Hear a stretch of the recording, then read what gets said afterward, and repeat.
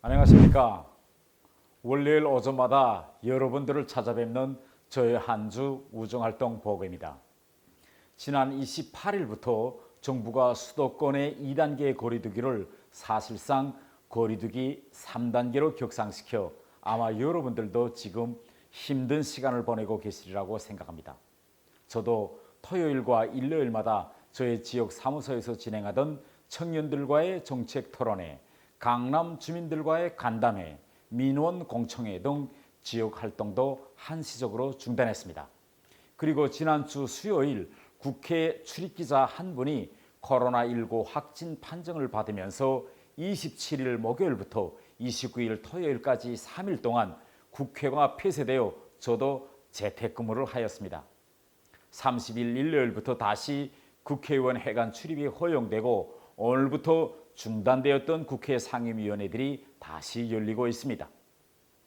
여러분, 지난 한 주 코로나 때문에 제가 국회에서 일할 날은 3일밖에 되지 않았고 그중 이틀 동안은 국회 외교통일상임위원회에서 외교부, 통일부 장관들과 민주평통사무처장으로부터 업무보고를 받고 2019년 예산결산회의를 진행하였습니다.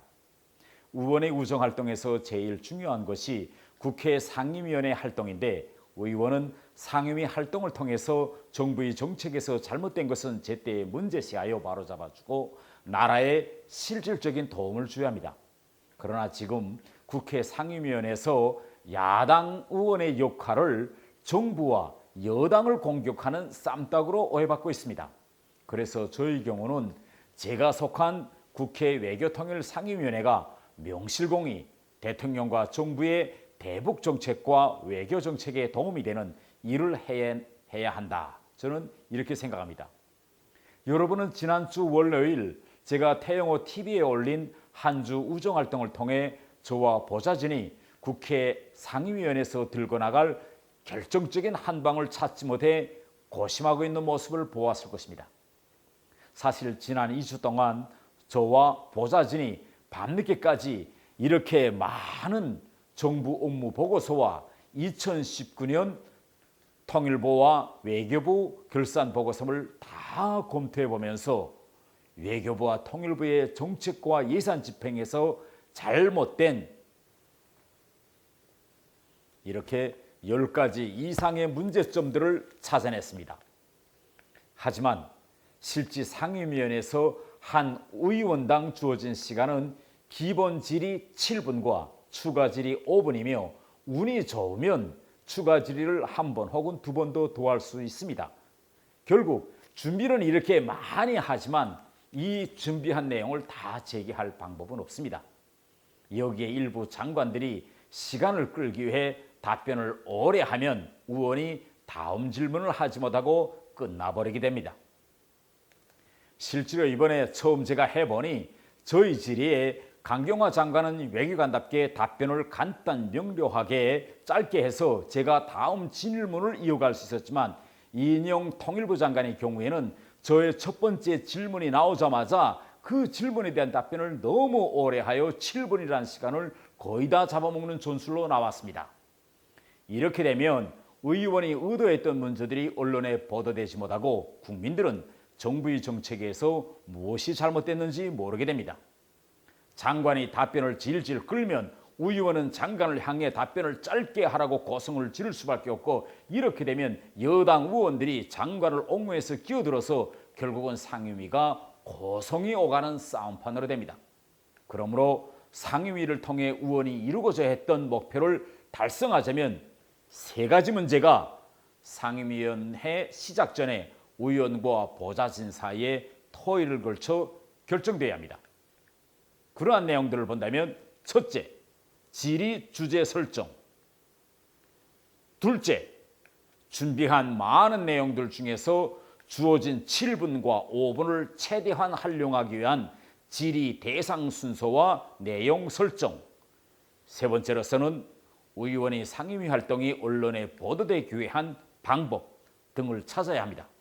이 세 가지 문제가 하나의 박자로 순서대로 같이 맞물려 떨어져야 그래도 의원과 보좌진이 2주 동안 밤을 새면서 이렇게 준비한 모든 내용들이 정부의 정책에도 도움이 되고 언론의 주목을 받아서 우리 국민들도 알 수 있게 됩니다. 그러면 이번에 저희 의원실에서는 어떻게 준비했을까요? 우선 이번 상임위 질의 주제를 문재인 대통령의 새로운 외교 안보 라인에게 교통정리가 필요하다로 잡았습니다. 주제를 이렇게 설정한 뒤에 여기에 맞추어 강경화 이인영 장관에 대한 질의를 준비했습니다. 다음은 이러한 주제가 언론에 어떻게 보도되게 하는가를 신경 써야 합니다. 보좌진이 오랫동안 준비해온 결정적인 한 방이 언론에 보도되지 않는다면 보좌진으로서도 허탈감에 빠질 수밖에 없습니다. 일부 의원실에서는 이러한 문제를 극복하기 위해서 언론 보도 자료를 미리 준비했다가 의원의 질의가 시작되는 시점에 언론에 배포하여 질의 전에 언론에 내는 의원실도 있긴 합니다. 그런데 자기 의원의 질의에 앞서서 다른 의원이 그보다 더 잘 준비된 더 큰 이슈를 먼저 터뜨린다면, 그렇게 되면 그날 언론 보도는 다 그 문제에 치우쳐서 그 다음 의원이 질의한 의제는 보도되지 않고 묻혀버리게 됩니다. 언론과 상임위 사이의 이러한 특성을 고려하여 저의 보좌진은 상임위 전체 회의가 열리는 오전 10시, 즉 의원들의 일반 질의가 시작되기 전에 먼저 이번 상임위원회에서 저희가 주제로 삼은 바로 문재인 대통령의 외교 안보 라인 교통정리가 필요하다, 이 주제를 언론에 먼저 배포했습니다. 만일 제가 이렇게 먼저 선제적으로 배포하지 않았더라면 이인영 통일부 장관의 답변 지연 및 해피 전술 때문에 목적했던 이슈가 언론을 타지 못했을 수 있습니다. 다행히 이렇게 먼저 터뜨린 덕분에 그날 수십 개 언론사가 태영호 의원 대통령 외교 안보 라인 암투 문제 제기, 대통령의 교통정리를 주문이라는 제목으로 크게 보도했습니다. 다음은 질의 순서와 내용 선정 문제입니다.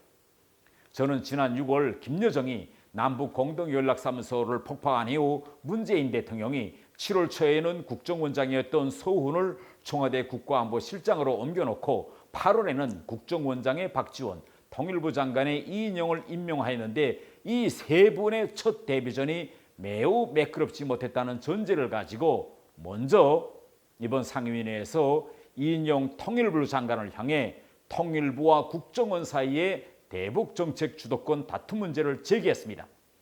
그 다음 강경화 장관을 향해서 청와대 국가안보실과 외교부 사이의 외교사령탑을 차지하기 위한 이런 허상 주도권 싸움 문제를 제기했습니다. 여러분들도 이인영 통일부 장관이 북한과의 물물교환 사업을 추진하다가 북한 측 대상 기업으로 선정했던 북한 개성 고려인삼무역회사가 유엔 안전보장이사의 대북제재 대상이라는 사실이 국정원에 의해서 밝혀지면서 결국 잠시 멈춰서게 된 사실을 잘 아실 것입니다. 물론 통일부가 국정원만큼 대북 정보를 가지고 있지 못하므로 북한 측의 개성고려인삼회사가 대북제재 대상이라는 사실을 사전에 몰랐을 수도 있습니다. 그러나 이 사건에서 우리가 눈여겨봐야 할 점은 국정원에서 조용히 통일부에 알려주어 대상 선정을 조용히 변경시킬 수 있었음에도 불구하고 어떻게 언론이 먼저 이 문제를 알아채서 크게 보도해서 통일부가 난처하게 된 사실입니다. 이러한 사실이 어떻게 언론에 알려지게 됐는지는 아직 모르겠지만 일이 이쯤 되면 북한으로서는 박지원 국정원장이 대북관계를 위해서 과욕을 부리고 있는 이인영 통일부 장관을 누르고 있다는 인상을 받았을 것이고 북한은 앞으로 통일부보다는 국정원을 더 중시할 수밖에 없습니다.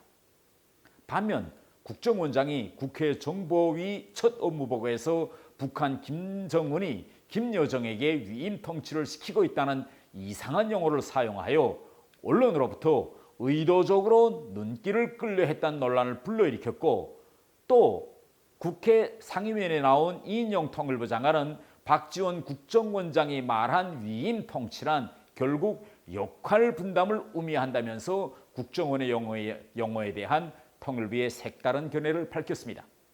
저는 상임위에서 바로 이 문제를 가지고 이인영 통일부 장관에게 이렇게 대북 정책 주도권 다툼하는 모습은 바람직하지 않다. 대부분 선진국은 정보기관이 정보와 정책을 함께 하지는 않는다. 정보기관이 정책 수립까지 관여하면 정보가 정책 목표에 맞게 가공되고 왜곡되기 때문에 정보의 신뢰성이 없어진다. 즉 국정원이 대북 정책을 담당하면 정보기관으로서의 역할을 제대로 수행하기 어렵다. 선진국들이 정보기관의 정책 업무를 금지한 이유도 바로 여기에 있다. 지금처럼 국정원과 통일부 관계가 정책적으로 경쟁하는 관계에 있다면 국정원이 대북 정보를 수집해도 통일부와 좀처럼 공유하지 않을 것이다. 국정원은 정보기관답게 은밀하고 위대하게 오직 정보로서 국정 전반이 윤활하게 돌 수 있게 대통령을 잘 보장하면 된다. 그러니 통일부는 자기 본연의 업무대로 대북 정책을, 국정원은 정보 업무에 집중하는 방향에서 업무 분담이 명백해져야 한다고 이인영 통일부 장관에게 이야기했는데 장관이 저희 질의에 정확한 답변을 내놓지 못했습니다. 다음은 강경화 외교장관을 향해 청와대 국가안보실과 우리 외교부가 외교 사령탑을 놓고 다투지 말 것을 제가 강하게 요구했습니다.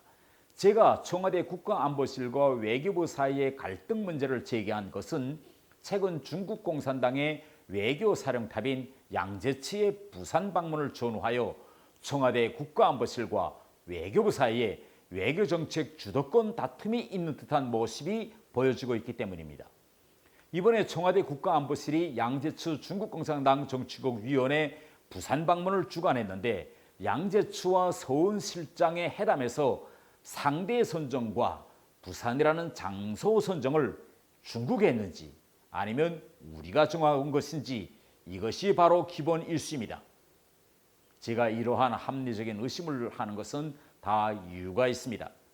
제가 북한 외교관으로 있을 때 중국은 시진핑이 당 및 국가 주석으로 된 2013년 초부터 북한과의 관계에서도 외교부장 외에 당 외교사령탑 직제를 만들어 놓고 북한도 당 국제비서가 북한 외교부장 위에 서서 중국 공산당을 상대하는 새로운 대화 구조를 마련하라고 압력을 가했습니다. 처음 김정은도 한 1년 정도 뻗치다가 결국 북한 외교의 사령탑이었던 강석주를 2014년에 당 국제비서로 옮겨놓아 중국의 당과 국가 외교 대화 구조에 북한의 대화 구조를 맞추었습니다. 지금 시진핑은 진나라 때 시황제처럼 중국의 권력 구조에 주변 나라들이 맞출 것을 요구하고 있습니다. 만일 정상국가 관계라면 국가 외교의 사령탑은 당연히 외교부 장관이어야 하고 우리가 일당제 공산국가인 중국의 당 중심 외교에 끌려다닐 필요는 없다는 것이 저의 생각입니다. 그런데 이번에 양재천은 강경화 외교부 장관은 만나지도 않고 청와대 서훈 실장만 만나고 돌아갔습니다. 그래서 제가 강경화 장관에게 중국이 뭐라고 하든 관계없이 우리나라 권력 승계 서열 5번째 위치에 있는 강경화 장관이 양재철을 만나고 중국과의 외교도 청와대 국가안보실이 아니라 외교부가 중심이 되어야 한다고 제기했습니다. 사실 강경화 장관은 우리나라 권력 서열 5번째이고 양재철은 중국에서 8번째부터 25번째 사이에 있습니다. 결국 중국이 강경화 장관이 자기 상대역이 아니니 청와대 국가안보실장이 나오라고 했다면 이건 정말 진나라 청나라 시대를 방불케 하는 오만무례한 외교 결례입니다. 저는 상임위에서 지금처럼 대통령을 중심으로 청와대 국가안보실과 국정원, 외교부, 통일부 간의 정책 주도권을 놓고 마쿠에서 암투가와 힘겨루기가 계속되어 앞으로 이것이 표면화된다면 북한과 또 우리 주변 국가들도 혼란스러워할 수 있다. 그러니 이제라도 대통령이 교통정리를 해주셔야 한다고 제가 주문했습니다. 여러분, 앞으로도 지금처럼 변함없이 유튜브를 통해 저의 우정활동을 알리도록 하겠습니다. 코로나19로 변화된 국회 업무 환경에 맞추어 업무 공백에서 차질이 생기지 않도록 국민 여러분들을 위해 힘껏 일하겠습니다. 감사합니다.